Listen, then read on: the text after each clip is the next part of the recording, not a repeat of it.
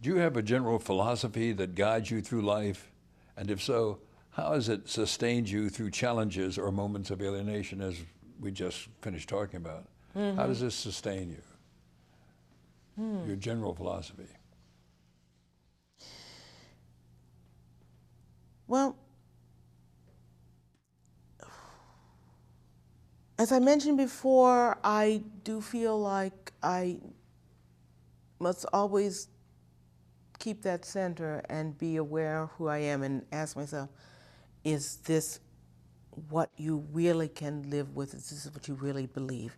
And to do that, find a way to do that at all times. That's part of my philosophy. Another part, though, comes from realizing that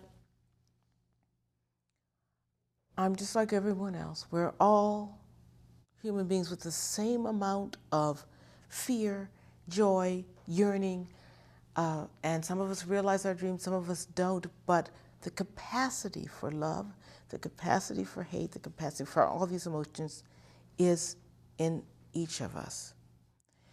I saw it through my life with my parents. I saw it through my life with just ordinary people doing their jobs and never getting recognized, but sometimes doing heroic things in terms of sacrifices that they make for their children or whatever, never complaining about it. Never, this is what you do.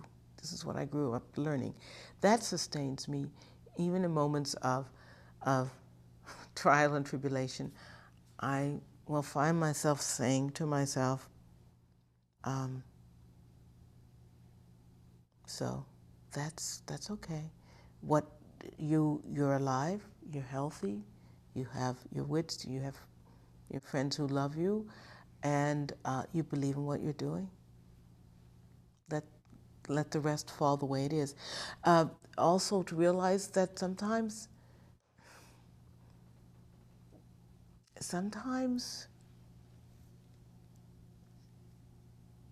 you have to forget about yourself in order to find yourself, in order to be happy with yourself. So when I became poet laureate, I had just come off of teaching a semester and I was ready to write. And I was desperately wanting to finish a book. So when I was called and asked if I'd be poet laureate, and this is the truth, I thought to myself, there goes the book. I was happy, but still, but I also thought, I thought to myself, you love poetry, you believe in it as something that is energizing and is joyous, and there are so many people who are afraid of it. It's time to pay your dues. And that overweighed the book. It overweighed the book. Did you come back to the book? I did. It was a different book by that time.